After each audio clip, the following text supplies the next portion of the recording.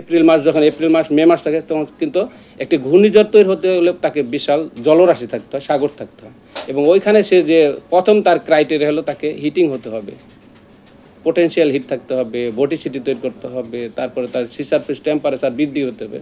সেই জন্য এপ্রিল এবং মে মাসে সবচেয়ে বেশি হিটিং হয়ে যায় ওই অঞ্চলে, বিদায় এখানে মানে ঘূর্ণিঝড়ের সৃষ্টি হতে থাকে। সাইক্লোনের কারণে নেচারে কি কোনো পজিটিভ ইমপ্যাক্ট তৈরি হলো কিনা, যেমন বৃষ্টিপাত? হ্যাঁ, যেন আমরা কিন্তু এপ্রিল মাসে পুরো এপ্রিল মাসে আমরা গরম পেয়েছিলাম, হিট হয়েছিল, একেবারেই মানে তাপমাত্রা বেড়ে গিয়েছিল। মে মাসে এসেও কিন্তু আমরা একটা হিট ওয়েভ আমরা পেয়েছি 7-8 দিনের জন্য একটা, তাই না? সেই একটা অবসান হয়েছে আর কি এই ঘূর্ণিঝড়ের প্রভাবে আর কি, ঠান্ডা হয়েছে। ভূপৃষ্ঠের যে মাটির ভিতরে যে জলীয়বাষ্পের প্রবণতা কম ছিল সেগুলো বৃষ্টিপাত দিয়ে সে জলীয়বাষ্পের প্রবণতা অনেক বৃদ্ধি পেয়েছে।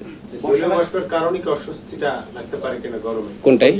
রোদের তাপ পড়ার কারণে মাটি থেকে যে, হ্যাঁ, এখন তো জলীয়বাষ্প আবার যখন তাপমাত্রা বেড়ে যাবে জলীয়বাষ্পের প্রভাবে জলীয়বাষ্প আবার গরম হতে থাকবে, এগুলো মানুষের গায়ে যখন আমার লাগতে থাকবে তখন অস্বস্তি পরিস্থিতি একটু বৃদ্ধি পেতে থাকবে।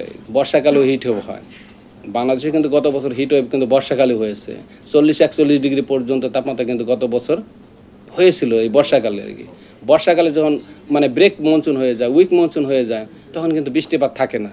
আর বৃষ্টিপাত না থাকলে এই সময় কিন্তু সূর্য আমাদের উত্তর গোলার্ধে থাকে, দিন বড় হয়ে যায়, ফলে এই সময় কিন্তু হিট ওয়েভ সৃষ্টি হতে থাকে বাংলাদেশের উপরে। এর নজিরও অনেক আছে আর কি। যখনই বৃষ্টি ব্রেক মনসুন হয়ে যাবে, উইক মনসুন হয়ে যাবে, তখন কিন্তু বৃষ্টির প্রবণতা কমে যাবে, তাপমাত্রা বাড়তে থাকবে, কোথাও কোথাও হিট ওয়েভ চলে আসবে। আর বর্ষাকালে সবচাইতে বেশি জলীয়বাষ্পর যোগান হয়ে যায়, উত্তর বঙ্গোপসাগর থেকে জলীয়বাষ্প চলে আসে।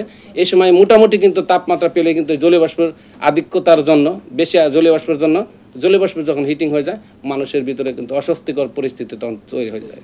এই বছরে আমরা এখন আমাদের যে এক্সপেকটেশন, আমাদের যে অ্যানালাইসিস, সে অনুযায়ী কিন্তু বর্ষা মনে হয় ডিউ টাইমে চলে আসবে আর কি, টাইম মতো চলে আসবে আর কি। সাধারণত বর্ষাকাল আমাদের ধরি আমরা জুন থেকে সেপ্টেম্বর পর্যন্ত, জুন মাস কিন্তু এখানে আসে নাই, তবে আমাদের এখন ওই যে উত্তর বঙ্গোপসাগর পর্যন্ত মোটামুটি বর্ষার যে প্রভাব, সে প্রভাব চলে এসেছে। আমরা আশা করছি হয়তো 4-5 দিনের মধ্যে হয়তো করবে, মৌসুমী বায়ু বাংলাদেশের দক্ষিণ যে পূর্বাঞ্চল সেই অঞ্চলে ঢুকে যাওয়ার সম্ভাবনা আছে। রিমালের আসলে যে বাংলাদেশে ঢুকে যে সময়ের মধ্যে আসলে বের হয়ে যাওয়ার কথা ছিল, একটু বেশি সময় স্থায়ী হয়েছে, মানে এটার আসলে কোনো কারণ? না, ওই সময় কয়দিনে কখন বের হয়ে যাবে ওই দিন কিন্তু রিমাল যখন সাইক্লোন হিসেবে ছিল তখনই তার নাম ছিল রিমাল। এরপরে কিন্তু সে ডিপ্রেশন হয়ে গেছে, ল্যান্ড ডিপ্রেশন হয়ে গেছে, তারপরে রিমাল নামে আর সে নাই। যখন সে সাইক্লোন থাকে, ঘূর্ণিঝড় থাকে, তখন তার নাম থাকে, এরপরে কিন্তু আর নাম থাকে না। সে যেহেতু একটি মাঝারি ধরনের সাইক্লোন ছিল, এর যে ল্যান্ডে যদি শক্তিশালী সাইক্লোন থাকলে সে কিন্তু দ্রুত গতিতে পাস হয়ে চলে যায়, এ কিন্তু মাঝারি ধরনের একটা সাইক্লোন ছিল।